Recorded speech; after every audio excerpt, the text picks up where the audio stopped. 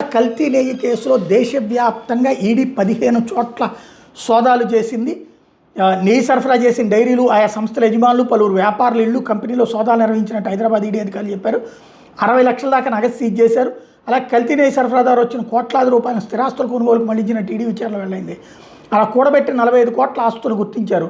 అహిల్యానగర్, బికనీర్, డెహ్రాడూన్, డిండిగల్, గుంటూరు, ముంబై, రూర్కీ నగరాల్లోని కల్తీ నెయ్యి సరఫరా ముఠాలో ఉన్న పుమిల్ జైన్, విపిన్ జైన్, రాజు రాజశేఖరన్, రాజేష్, అపూర్వ వినయకాంత్, శాంతారాం లంకే, అజయ్ కుమార్ సుగంధ్, మహేష్ కుమార్ రోహిరా, ఆశిష్ అగర్వాల్ ఇళ్ళు కార్యాలయాలు తనిఖీలు జరిగాయి.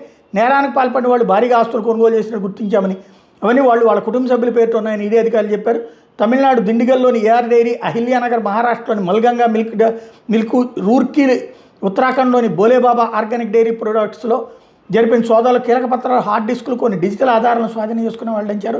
టీటీడీలోని కొందరు అధికారులు భాగస్వామ్యంతో కల్తీ నెయ్యి సరఫరా కొనసాగిందని, వ్యవహారంలో వేల కోట్ల రూపాయల మనీ లాండరింగ్ జరిగినట్టు గుర్తించామన్నారు అన్నటువంటిది హైలైట్ చేశారు.